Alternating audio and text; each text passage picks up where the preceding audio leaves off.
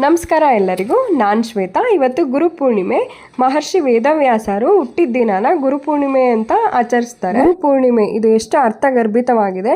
ಎಲ್ಲರ ಲೈಫಲ್ಲೂ ಮುಂದೆ ಗುರು ಇದ್ರೆ ಹಿಂದೆ ಗುರು ಇರಲೇಬೇಕು. ನಾನಿವತ್ತು ಬೆಳಿಗ್ಗೆ ಬೇಗ ಎದ್ದು ಮನೆಯೆಲ್ಲ ಕ್ಲೀನ್ ಮಾಡಿ ನಾನು ಸ್ನಾನ ಎಲ್ಲ ಮುಗಿಸಿ ನನ್ನ ಮಗನ ಎಬ್ಬಿಸ್ತಾ ಇದ್ದೀನಿ. ನನ್ನ ಮಗನಿಗೂ ಇವತ್ತು ಸ್ವಲ್ಪ ಬೇಗನೆ ಎಬ್ಬರಿಸ್ತಾ ಇದೆ, ಅದಕ್ಕೆ ಅವನಿಗೆ ಸ್ವಲ್ಪ ಕಷ್ಟ ಆಗ್ತಾ ಇತ್ತು ಎದ್ದೊಳಕ್ಕೆ. ಅದ್ವಿಕ್ ಎದ್ದು ಫ್ರೆಶ್ ಅಪ್ ಆಗಿ ಬಂದಮೇಲೆ ನಾನು ನೀರು ಕೊಡ್ತಾ ಇದ್ದೀನಿ. ಫಸ್ಟ್ ನೀರು ಕೊಟ್ಟಾದ್ಮೇಲೆ ನಾನು ಹಾಲು ಕಾಯಿಸ್ಕೊಡ್ತೀನಿ. ಹಾಲೆಲ್ಲ ಕುಡ್ದು ಅವ್ನು ಸ್ನಾನ ಮಾಡಿ ಆಮೇಲೆ ರೆಡಿಯಾಗಿ ಸ್ಕೂಲಿಗೆ ಹೋಗೋದು. ನಾನು ಬೆಳಿಗ್ಗೆ ಹೊತ್ತು ಫಸ್ಟ್ ಅಡುಗೆ ಮನೆಗೆ ಹೋದ ತಕ್ಷಣ ರಾತ್ರಿ ತೊಳೆದಿಟ್ಟಿರೋ ಪಾತ್ರೆಗಳನ್ನ ಜೋಡಿಸ್ಕೊಂಡ್ಬಿಡ್ತೀನಿ. ಅದು ಜೋಡಿಸ್ಕೊಂಡ್ರೆ ಶೆಲ್ಫು ಖಾಲಿ ಆಗುತ್ತೆ, ಪ್ಲಸ್ ನನಗೆ ಬೇಕಾದ ಪಾತ್ರೆ ತೊಗೊಳಕ್ಕೆ ಈಸಿ ಆಗುತ್ತೆ ಅಂತ ನಾನು ಫಸ್ಟ್ ಅದು ಜೋಡಿಸ್ಕೊಂಡ್ಬಿಡ್ತೀನಿ. ನಾನು ಜೋಡಿಸ್ಕೊಳ್ಳೋ ಅಷ್ಟರಲ್ಲಿ ಶಿವು ಹಾಲು ಮೊಸರು ಎಲ್ಲ ತಂದು ಕೊಟ್ಬಿಡ್ತಾರೆ. ನಾನು ಮತ್ತೆ ಹಾಲು ಕಾಯಿಸಿ ಅದಕ್ಕೆ ಕೊಡೋಕೆ ಈಸಿ ಆಗುತ್ತೆ ನನಗೆ. ಪಾತ್ರೆ ಜೋಡಿಸ್ಕೊಂಡ್ಮೇಲೆ ನಾನು ರಾತ್ರಿ ಅದರಡಿ ಒಂದು ಬಟ್ಟೆ ಹಾಕಿರ್ತೀನಿ, ನೀರು ಸೋರಬಾರ್ದು ಶೆಲ್ಫ್ ಮೇಲೆಲ್ಲ ಅಂತ. ನಾನು ಆಮೇಲೆ ಅದೆಲ್ಲ ನಾನು ಫಸ್ಟ್ ಒಂದ್ಸಲ ಕ್ಲೀನ್ ಮಾಡ್ಕೊತೀನಿ ಶೆಲ್ಫು, ಆಮೇಲೆ ನಾನು ಅಡುಗೆ ಸ್ಟಾರ್ಟ್ ಮಾಡ್ಕೊತೀನಿ. ಅದ್ವಿಕ್ಕೆ ಹಾಲು ಕಾಯಿಸಿ ಕೊಟ್ಬಿಟ್ಟು ನಾನು ಸ್ನಾನ ಕಳಿಸ್ತೀನಿ. ಅದ್ವಿಕ್ಕೆ ಅವ್ರ ಅಪ್ಪನೇ ಸ್ನಾನ ಎಲ್ಲ ಮಾಡಿಸ್ತಾರೆ. ಅಷ್ಟರಲ್ಲಿ ನಾನು ತಿಂಡಿ ಮಾಡ್ಕೊತೀನಿ. ನಾನಿವತ್ತು ಮೆಂತ್ಯದನ್ನ ಮಾಡಿದ್ದೆ. ಮೆಂತ್ಯ ಕಡಲೆಕಾಳು ಹಾಕಿ ಮಾಡೋದು. ನಾನು ಈ ವಿಡಿಯೋದಲ್ಲಿ ಆ ರೆಸಿಪಿನ ಶೇರ್ ಮಾಡ್ತಾ ಇದ್ದೀನಿ. ಪ್ಲೀಸ್ ಕೊನೆವರೆಗೂ ವಿಡಿಯೋ ನೋಡಿ ಸಪೋರ್ಟ್ ಮಾಡಿ. ಇಷ್ಟ ಆದರೆ ನನಗೆ ಕಮೆಂಟ್ ಮಾಡಿ ಹೇಳಿ ವಿಡಿಯೋ ಹೆಂಗೆ ಅನ್ನಿಸ್ತು ನಿಮಗೆ ಅಂತ. ನನಗೆ ಅಡುಗೆ ತಿಂಡಿ ಮಾಡಬೇಕಾದ್ರೆ ಈ ಥರ ಫಸ್ಟೇ ಎಲ್ಲನೂ ರೆಡಿ ಮಾಡ್ಕೊಂಬಿಟ್ಟೆ ಕನ್ಫ್ಯೂಷನ್ ಆಗಲ್ಲ ಮಾಡಬೇಕಾದ್ರೆ. ಇಲ್ಲ ಏನಾದರೂ ಒಂದು ಮಿಸ್ ಮಾಡಿಬಿಡ್ತೀನಿ ಹಾಕೋದು. ಹಾಗಾಗಿ ನಾನು ಫಸ್ಟೇ ಎಲ್ಲ ರೆಡಿ ಮಾಡಿ ಇಟ್ಕೊಂಡ್ಬಿಟ್ಟೆ ಅಡುಗೆ ಸ್ಟಾರ್ಟ್ ಮಾಡ್ತೀನಿ. ಈ ತಿಂಡಿನ ಅದೆಷ್ಟು ಸತಿ ಮಾಡಿದ್ದೀನೋ ಲೆಕ್ಕನೇ ಇಲ್ಲ. ಈಸಿಯಾಗಿ ಮಾಡ್ಬೋದು, ಪ್ಲಸ್ ಟೇಸ್ಟು ಚೆನ್ನಾಗಿರುತ್ತೆ. ಇಂಗ್ರೀಡಿಯೆಂಟ್ಸು ಜಾಸ್ತಿ ಇಲ್ಲ. ಮೇಜರು ಯಾವುದು ಮಸಾಲೆ ರುಬ್ಬಿ ಮಾಡೋ ಅಂಥದ್ದಲ್ಲ ಇದು. ಇದಕ್ಕೆ ಬೇಕಾಗಿರೋದು ಇಷ್ಟೇ: ಈರುಳ್ಳಿ, ಟೊಮೆಟೊ, ಮೆಣಸಿನ್ಕಾಯಿ, ಬೆಳ್ಳುಳ್ಳಿ ಮತ್ತು ಕೊತ್ತಂಬರಿ ಸೊಪ್ಪು, ಕರ್ಬೇವಿನ ಸೊಪ್ಪು, ಅಕ್ಕಿನ ನಾನು ಫಸ್ಟೇ ತೊಳೆದ್ಬಿಟ್ಟು ನೆನೆಸಿಟ್ಕೊಂಡಿದ್ದೀನಿ. ಇದಕ್ಕೆ ಕಡಲೆಕಾಳು ಮತ್ತು ಮೆಂತ್ಯನ ನಾನು ಹಿಂದಿನ ದಿವಸನೇ ನೆನೆಸಿಟ್ಕೊತೀನಿ. ಮೆಂತ್ಯನ ಒಗ್ಗರಣೆಗೂ ಹಾಕ್ಬೋದು, ಅದೊಂದು ಸ್ವಲ್ಪ ಬೇರೆ ಟೇಸ್ಟ್ ಬರುತ್ತೆ. ನಾನು ನೆನೆಸ್ಬಿಟ್ಟು ಹಾಕ್ತೀನಿ. ಕಡಲೆಕಾಳು ಎಷ್ಟು ಬೇಕಿದ್ರೂ ಹಾಕ್ಬೋದು, ಚೆನ್ನಾಗಿರುತ್ತೆ ಟೇಸ್ಟು. ಮೆಂತ್ಯನ 1 ಸ್ಪೂನು, ಇಲ್ಲ ಜನ ಜಾಸ್ತಿ ಇದ್ದರೆ 1.5 ಸ್ಪೂನು ಆ ಥರ ಹಾಕ್ಕೊಬೋದು, ಚೆನ್ನಾಗಿರುತ್ತೆ. ಮಾಡೋದು ತುಂಬ ಈಸಿ. ಒಂದು ಪಾತ್ರೆಗೆ ಫಸ್ಟ್ ಎಣ್ಣೆ ಹಾಕ್ಕೋಬೇಕು. ವಿಡಿಯೋ ಲೆಂತಿ ಆಗುತ್ತೆ ಅಂತ ನಾನು ಫಾಸ್ಟ್ ಮಾಡಿದ್ದೀನಿ. ಎಣ್ಣೆ ಬಿಸಿ ಆದಮೇಲೆ ಸಾಸಿವೆ ಜೀರಿಗೆ ಹಾಕ್ಕೊಂಡು ಬೆಳ್ಳುಳ್ಳಿ ಮೆಣಸಿನ್ಕಾಯಿನ ಫಸ್ಟ್ ಹಾಕ್ಕೊತಾ ಇದ್ದೀನಿ. ಆಮೇಲೆ ಅದಕ್ಕೆ ಈರುಳ್ಳಿ ಹಾಕ್ಕೊಬೇಕು. ಈರುಳ್ಳಿ ಹಾಕ್ಕೊಂಡು ಈರುಳ್ಳಿ ಸ್ವಲ್ಪ ಬಾಡಿದ ಮೇಲೆ ಟೊಮೆಟೊ ಹಾಕ್ಕೋಬೇಕು. ನಾನು ಅದೇ ಗ್ಯಾಪಲ್ಲಿ ದೇವರಿಗೆ ಎಡೆಗೆ ಅಂತ ಹೇಳ್ಬಿಟ್ಟು ಶಾವಿಗೆ ಪಾಯಸನೂ ಮಾಡ್ಕೊತಾ ಇದ್ದೆ. ಈರುಳ್ಳಿ ಬೆಂದ ಮೇಲೆ ಟೊಮೆಟೊ ಹಾಕ್ಕೊಂಡು ಬೇಯಿಸ್ಕೊಳ್ಬೇಕು. ಟೊಮೆಟೊ ಈರುಳ್ಳಿ ಎಲ್ಲ ಬೆಂದ ಮೇಲೆ ಇದಕ್ಕೆ ಕಡಲೆಕಾಳು ಮೆಂತ್ಯ ನೆನೆಸಿರೋದನ್ನು ಹಾಕಬೇಕು. ಮೆಂತ್ಯನ ಡೈರೆಕ್ಟ್ ಒಗ್ಗರಣೆಗೂ ಹಾಕ್ಬೋದು, ಅದು ಒಂಥರ ಟೇಸ್ಟ್ ಚೆನ್ನಾಗಿರುತ್ತೆ. ನಾನು ಕಡಲೆಕಾಳು ಜೊತೆನೇ ನೆನೆಗೆ ಹಾಕ್ಬಿಡ್ತೀನಿ. ಸೊ ನೆನೆಸ್ಕೊಂಡೇ ಹಾಕ್ತೀನಿ ಯೂಶ್ವಲಿ. ಈ ತಿಂಡಿ ತುಂಬ ಚೆನ್ನಾಗಿರುತ್ತೆ ಟೇಸ್ಟು, ಮತ್ತು ಈಸಿನೂ ಕೂಡ ಮಾಡೋದು. ಯಾರಾದರೂ ಟ್ರೈ ಮಾಡಿಲ್ಲ ಅಂದರೆ ಫುಲ್ ವಿಡಿಯೋ ನೋಡಿಕೊಂಡು ರೆಸಿಪಿನ ಟ್ರೈ ಮಾಡಿ, ಚೆನ್ನಾಗಿರುತ್ತೆ. ಕಡಲೆಕಾಳು ಮೆಂತ್ಯ ಬೇಯಕ್ಕೆ ಹಾಕಿದಾಗಲೇ ನಾನು ಉಪ್ಪು ಹಾಕ್ಕೊಂಡ್ಬಿಡ್ತೀನಿ. ಕಲ್ಲುಪ್ಪು ಹಾಕ್ತೀನಿ, ಸ್ವಲ್ಪ ಕರಗುತ್ತೆ.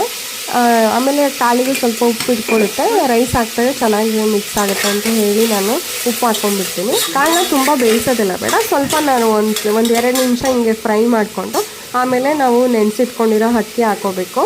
ಕಾಳು ಸ್ವಲ್ಪ ಹೊತ್ತು ಬೆಂದಮೇಲೆ ಅಕ್ಕಿನ ನೀರು ಬಸ್ಬಿಟ್ಟು ಹಾಕ್ಕೊತಾ ಇದ್ದೀನಿ. ಅಕ್ಕಿನ ನೀರು ಹಾಕೋಕ್ಕೂ ಮುಂಚೆ ಈ ಥರ ಹಾಕ್ಕೊಂಡು ಸ್ವಲ್ಪ ಫ್ರೈ ಮಾಡ್ಕೊಳ್ಳೋ ಥರ ಮಾಡಿಕೊಂಡ್ರೆ ಅನ್ನ ಬೆಂದ ಮೇಲೆ ಉಡಿ ಆಗಿ ಬರುತ್ತೆ. ಹಾಗಾಗಿ ನಾನು ಫಸ್ಟೇ ನೀರು ಹಾಕ್ಬಿಟ್ಟು ಅಕ್ಕಿ ಹಾಕಲ್ಲ, ಅಕ್ಕಿ ಹಾಕಿ ಅದಕ್ಕೆ ಕಾಯಿ ಮತ್ತು ಕೊತ್ತಂಬರಿ ಸೊಪ್ಪು ಹಾಕಿ ಮಿಕ್ಸ್ ಮಾಡಿ ಆಮೇಲೆ ನಾನು ನೀರು ಹಾಕ್ತೀನಿ.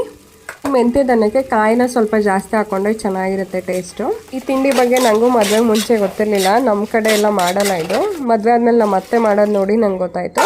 ತಿಂಡಿನ ಒಂದು ಟೈಮಲ್ಲಿ ನಾನು ದಿನ ಬಿಟ್ಟು ದಿನ ಮಾಡ್ತಾಯಿದ್ದೆ. ಯಾಕಂತ ಹೇಳಿದರೆ ಬೇರೆದೆಲ್ಲ ಬರ್ತಾ ಇರಲಿಲ್ಲ, ಇದು ಮಾತ್ರ ಬರ್ತಾಯಿತ್ತು ಆ್ಯಂಡ್ ಈಸಿ ಕೂಡ ಅಂತ ಹೇಳಿಬಿಟ್ಟು ಮಾಡ್ತಾಯಿದ್ದೆ. ನಾನು ಲಾಸ್ಟಲ್ಲಿ ಒಂದು ಅರ್ಧ ಸ್ಪೂನಷ್ಟು ಸಾಂಬಾರ ಹಾಕ್ತೀನಿ. ಅದು ನಂಗೆ ಇಷ್ಟ ಆಗುತ್ತೆ ಟೇಸ್ಟು. ಹಂಗಾಗಿ ನಾನು ಪ್ರತಿ ಸಲ ಒಂದು ಅರ್ಧ ಸ್ಪೂನಷ್ಟು ಸಾಂಬಾರದ ಪುಡಿನ ಹಾಕಿ ಮಾಡ್ಕೊತೀನಿ. ಲಾಸ್ಟಲ್ಲಿ 1 ಸ್ಪೂನಷ್ಟು ತುಪ್ಪ ಹಾಕ್ಬಿಟ್ಟು ಬೇಯಿಸ್ಕೊತೀನಿ. ಇದನ್ನು 2 ವಿಷಲ್ ಕೂಗಿಸ್ಕೊಂಡ್ರೆ ಸಾಕಾಗುತ್ತೆ, ಚೆನ್ನಾಗಿರುತ್ತೆ, ಬುಡಿಯಾಗಿ ಬೇಯುತ್ತೆ. ಇಲ್ಲಿ ಲಿಡ್ ಕ್ಲೋಸ್ ಮಾಡೋಕ್ಕೂ ಮುಂಚೆ ನಾನು ಉಪ್ಪು ಸರಿ ಇದೆಯಾ ಏನು ಚೆಕ್ ಮಾಡಿಕೊಂಡು ಬೇಕಂತ ಅನಿಸಿದ್ರೆ ಉಪ್ಪು ಹಾಕ್ಕೊಂಡು ಕ್ಲೋಸ್ ಮಾಡಿ ನಾನು ಬೇಯಿಸ್ಕೊತೀನಿ. ಪ್ರತಿ ಸಲ ಈ ಥರ ಚೆಕ್ ಮಾಡ್ಕೊಂಡು ಮಾಡಿದ್ರೆ ಉಪ್ಪು ಖಾರ ಕರೆಕ್ಟಾಗಿರುತ್ತೆ. ಆ್ಯಕ್ಚುಲಿ ನಾನು ಪ್ರತಿ ಸಲ ಅರಿಶಿನೂ ಹಾಕ್ತಾಯಿದ್ದೆ, ಸ್ವಲ್ಪ ಕಲರು ಡಾರ್ಕ್ ಬರ್ತಾಯಿತ್ತು. ಈ ಸಲ ಅರಿಶಿನ ನಾನು ಅಲ್ಲಿ ತೆಗೆದಿಟ್ಕೊಂಡಿರಲಿಲ್ಲ, ಹಂಗಾಗಿ ಮಿಸ್ ಆಗಿಬಿಟ್ಟಿದೆ. ಬಟ್ ಟೇಸ್ಟಲ್ಲಿ ಏನೂ ಚೇಂಜಸ್ ಇಲ್ಲ, ಚೆನ್ನಾಗಿ ಬಂದಿತ್ತು. ಈ ಥರ ನೋಡೋಣ, ನನ್ನ ವಿಡಿಯೋ ನೋಡಿ ಯಾರಾದರೂ ಈ ರೆಸಿಪಿನ ಟ್ರೈ ಮಾಡಿದ್ರೆ ನಂಗೆ ಕಮೆಂಟ್ ಮಾಡಿ ತಿಳಿಸಿ. ಮೆಂತ್ಯದನ್ನ ಆಗಷ್ಟರಲ್ಲಿ ಪಾಯಸನೂ ರೆಡಿ ಮಾಡಿಕೊಂಡೆ. ಅದಕ್ಕೆ ಬಾಕ್ಸಿಗೆ ಮೆಂತ್ಯದನ್ನ ಮತ್ತು ದಾಳಿಂಬ್ರೆ ಹಣ್ಣು ಕೊಡ್ತಾಯಿದ್ದೀನಿ ಇವತ್ತು. ಅದ್ವಿಕ್ಕು ಸ್ನಾನ ಎಲ್ಲ ಆಗಿ ರೆಡಿಯಾಗಿ ಬರೋ ಅಷ್ಟರಲ್ಲಿ ನಾನು ತಿಂಡಿ ಮಾಡಿಬಿಟ್ಟು ಈ ಥರ ಬಾಕ್ಸ್ ಪ್ಯಾಕ್ ಮಾಡ್ತೀನಿ. ಅವ್ನು ಮನೇಲಿ ತಿನ್ಕೊಂಡು ಹೋಗಲ್ಲ, ಸ್ಕೂಲಲ್ಲೇ ತಿನ್ನೋದು. ಸೊ ಪ್ಯಾಕ್ ಮಾಡಿಕೊಟ್ರೆ ಸ್ಕೂಲಲ್ಲಿ ತಿನ್ಕೊತಾನೆ. ಅದಕ್ಕೆ ತಿಂಡಿ ಎಲ್ಲ ಪ್ಯಾಕ್ ಮಾಡಿಬಿಟ್ಟು ನಾನು ಪೂಜೆ ಮಾಡೋಕ್ಕೆ ಹೋದೆ. ಪೂಜೆಗೆಲ್ಲ ರೆಡಿ ಮಾಡಿಕೊಂಡು ಆಮೇಲೆ ಪೂಜೆ ಮಾಡಿದೆ. ಆ್ಯಕ್ಚುಲಿ ಇವತ್ತು ಕಡಲೆಕಾಳು ಹಾರ ಮಾಡಾಕ್ಬೇಕಂತ 108 ಕಡಲೆಕಾಳು ನೆನೆಸಿಟ್ಟಿದೆ.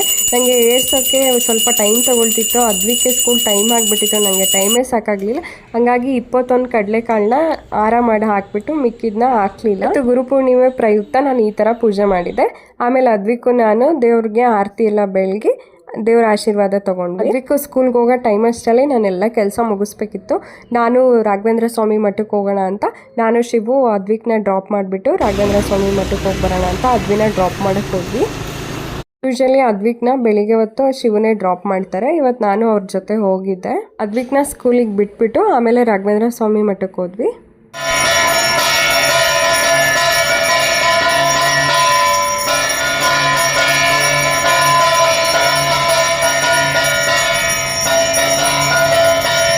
ನಾವು ಹೋದಾಗ ಅಲ್ಲಿ ಆರತಿ ಎಲ್ಲ ಮಾಡಿದ್ರು.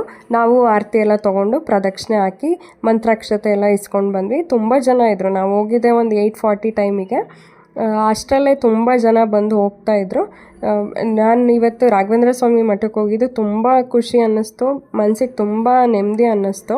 ನಾವು ಈ ರೀತಿಯಾಗಿ ಗುರುಪೂರ್ಣಿಮೆನ ಸಿಂಪಲಾಗಿ ಆಚರಿಸಿದ್ವಿ. ಅಲ್ಲಿ ತುಂಬ ಜನ ಸ್ಕೂಲಿಗೆ ಹೋಗೋರು, ವರ್ಕಿಗೆ ಹೋಗೋರು ಎಲ್ಲರೂ ಬಂದು ಗುರುಗಳ ಆಶೀರ್ವಾದ ಪಡ್ಕೊಂಡು ಹೋಗ್ತಾಯಿದ್ರು. ಅದೆಲ್ಲ ನೋಡಿ ನನಗೆ ಖುಷಿ ಆಯಿತು. ಇಲ್ಲೆಲ್ಲ ಮುಗಿಸ್ಕೊಂಡು ಮಠದ ಆಪೋಸಿಟಿಗೆ ಆಂಜನೇಯ ಮತ್ತು ಯಲ್ಲಮ್ಮ ದೇವಿ ಗುಡಿ ಇತ್ತು, ಅಲ್ಲೂ ಹೋಗಿ ಆಶೀರ್ವಾದ ಪಡ್ಕೊಂಡ್ಬಂದ್ವಿ.